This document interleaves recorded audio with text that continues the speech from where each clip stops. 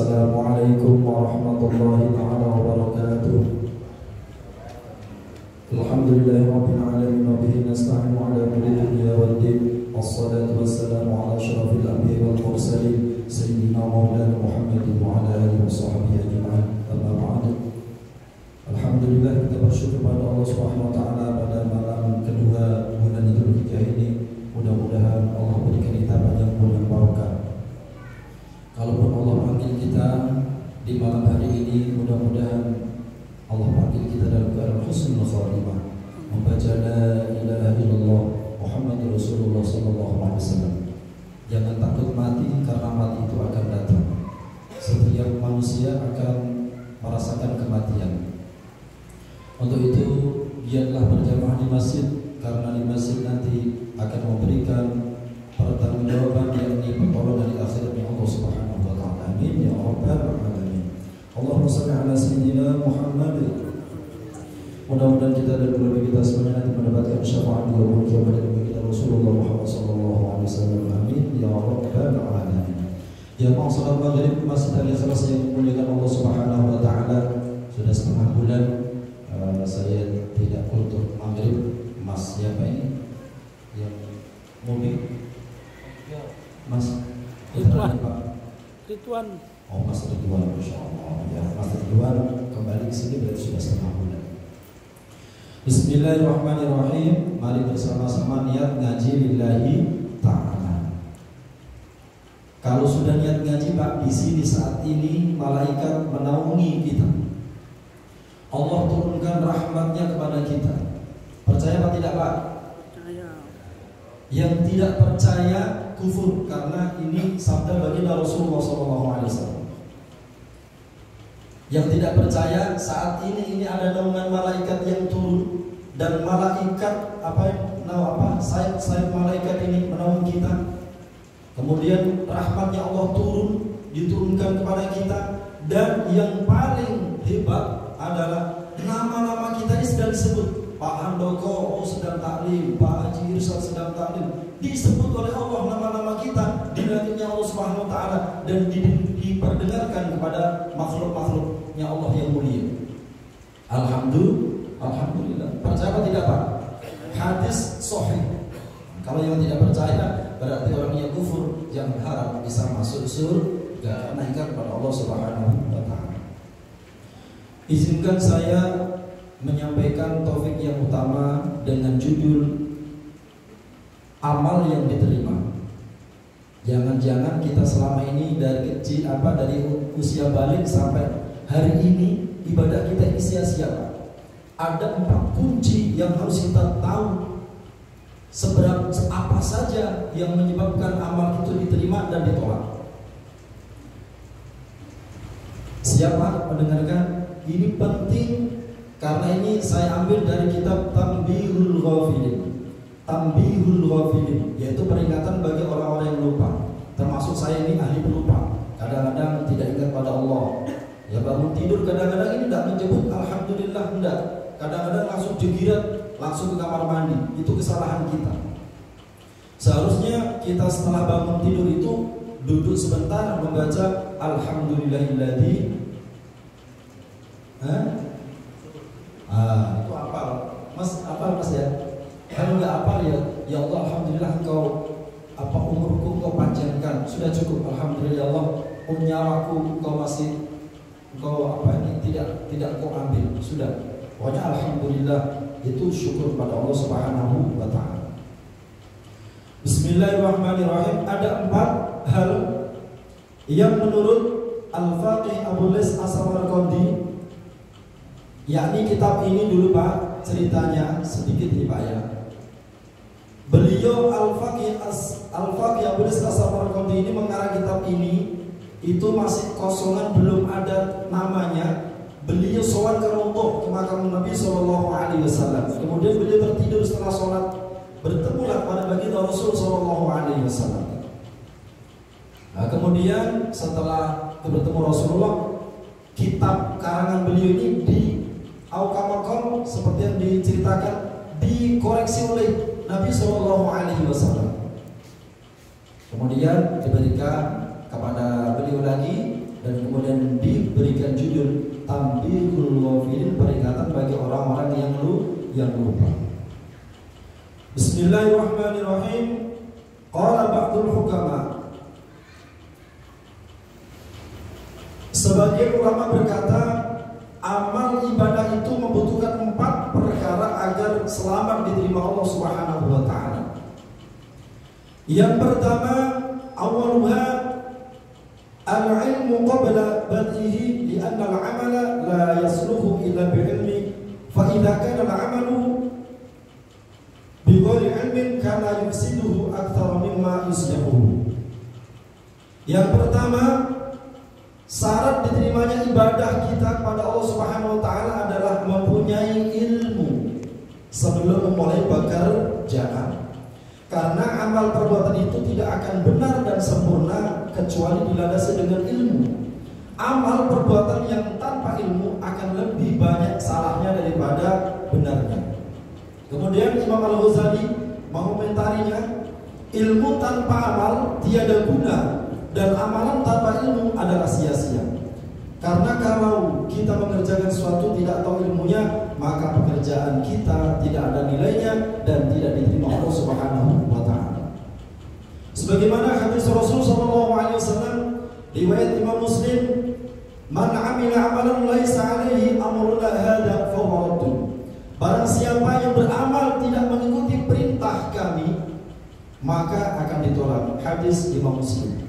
Kemudian guru besar kita, madhab kita Imam Asy-Syafi'i rahimahullah ta'ala menerangkan, setiap orang yang beramal tanpa ilmu maka amalnya akan ditolak sia-sia. Kitab Matan Zubat juz 1 halaman 2. Ini Imam Asy-Syafi'i, bukan Ali, bukan Pak Ali, bukan. Ini qaulnya Imam guru besar kita Imam Asy-Syafi'i.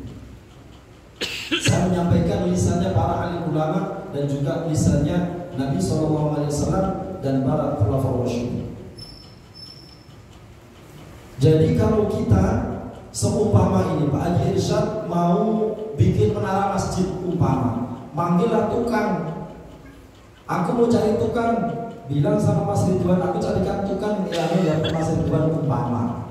Nah, dicarikan bukan tukang menara, tukang cat gudang umpama. Kira-kira bisa buat menara pada Pak? Disediakan besi dan bautnya, kira-kira bisa enggak? Enggak bisa. Pasti akan roboh, walaupun dia dipaksa tapi akan roboh karena tidak tahu menghitung letak-letak bautnya. Bingung. Begitu juga dengan amal ibadah kita. Amal ibadah kita, ya, amal ibadah kita wudu harus dengan cara seperti yang diperintahkan Allah Subhanahu wa taala. Rasulullah cara wudunya Pak, ikuti Allah. Kita kadang-kadang ya bukan nabi, bukan rasul, ya bukan ulama, bukan syekh. Ya janggutnya paling panjang saya di sini mungkin Pak. Ya, Mas Ridwan ya, paling panjang saya insyaallah. Ya. Jadi saya tidak pamer jenggot ya. Nah, kebanyakan kita berwudu, mohon maaf ya, saya klarifikasi biar semua berwudunya itu seperti yang diperintahkan Allah Subhanahu wa taala, dari ujung tangan ke siku, bukan dari air pancuran ke siku ke tangan. Itu salah fatal. Dari jari jemari ke siku, dan itu 3 kali. Jangan kanan belum selesai, kiri, kanan, kiri, kanan, kiri. Itu namanya bukan aturan yang disyariatkan. Sekali lagi, wudu adalah tertib. Kanan didahulukan sempurna 3 kali, sekali pun boleh asal sempurna merata. Kalau 3 kali berarti sudah mendapatkan sunnah dari Rasulullah SAW. Kaki, ya kalau yang lainnya sudah jelas banyak. Kaki sekarang, kaki saya yang paling mencolok adalah yang tidak urut itu melihat tangan dan kaki. Kaki kebiasaan kita, mohon maaf Pak ya, saya tidak mencela, tapi ini untuk mengingatkan karena ini adalah perintah Allah Subhanahu wa taala. Saya sampaikan, dari kebiasaan kita itu tidak menggosok kaki kita, cuma pakai air ser kanan kiri kanan, ya Pak ya. Kita ini dalam keadaan diberikan syariat, tapi kita pura-pura tidak tahu dan tidak mengerti dan tidak menjalankan syariat. Digosok Pak, dari ujung jempol kaki ini sampai ke tumit, tungkak sama mata kaki. Ya. Sempurnakan dulu yang kanan, digosok di sela-sela. Ya, di kuku-kuku ini kalau kita tidak, bahasa Jawa ini, tidak meletet atau tidak menyentuh dengan betul-betul, air takutnya tidak akan terkena di sela-sela kuku. Nah, ini hati-hati. Saya ingatkan supaya wudhu kita benar. Panggil. Ya, jadi anak-anak kita ajari wudhu itu bukan dari siku tapi dari tangan ke siku. Itu sempurnakan kanan 3 kali, kiri 3 kali, kemudian dilanjutkan ke rukun-rukun berikutnya. Oke, itu bahasan tentang wudhu. Nah, kalau kita sampai salah wudhunya, kadang-kadang mohon maaf ya, saya tuh kadang-kadang melihat ada orang yang mungkin, loh ini tak kelihatan orangnya rajin sholat kok, wudhunya kok dari muka terus kaki baru tangan. Ada itu begitu Pak saya. Anda melihat begitu saya. Nah, ini kita betulkan. Mari kita urutkan sesuai dengan aturan Allah Subhanahu wa taala. Segala sesuatu kalau tidak pakai ilmu maka tidak akan sampai kepada Allah Subhanahu wa taala.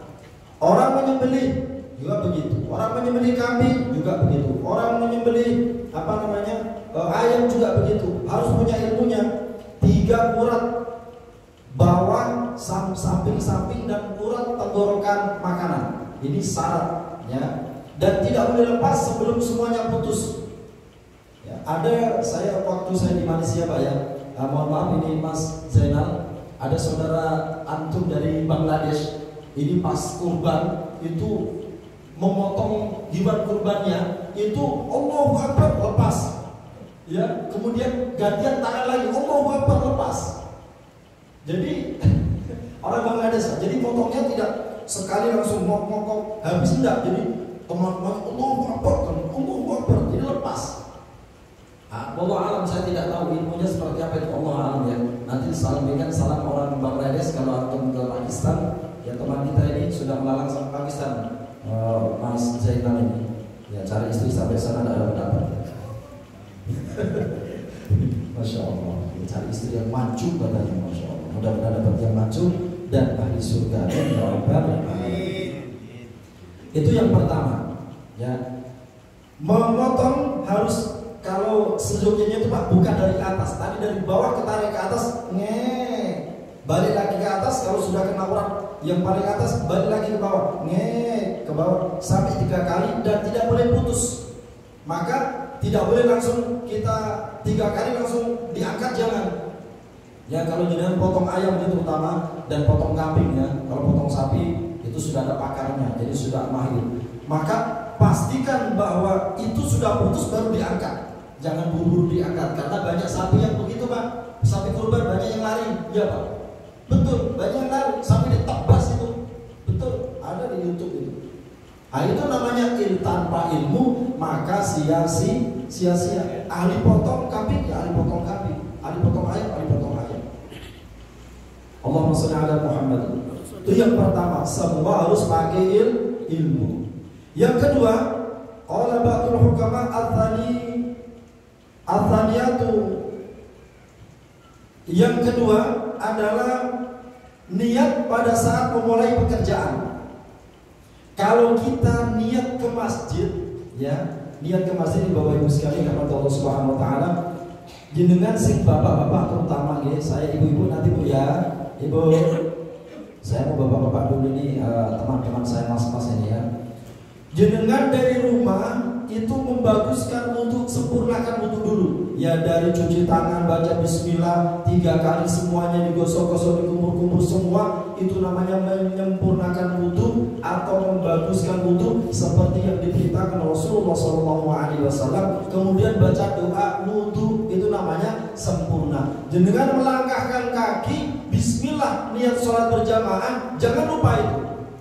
Jangan asal ke masjid, niatkan dari rumah, ada niatan sholat berjamaah di masjidnya Allah Subhanahu wa ta'ala. Satu langkah Allah angkat derajat kita, satu langkah itu Allah hapus kesalahan kita. Kalau Pak Musiman itu paling jauh RT 2, maka mungkin 1000 langkah berarti paling banyak Pak Musiman. Ya Pak Musiman mana? Ya tadi subuh juga sudah itu Pak. Makanya Pak Haji Irsa, Pak Haji Ponidi, Pak Haji Nur jangan iri. Nanti tahu-tahu Pak Haji pindah lebih jauh lagi, biar jalan kaki lebih jauh. Jangan Pak Haji cukup di dekat. Jadi muadzin tidak apa-apa, pahala juga banyak. Allahumma shalli ala Muhammad.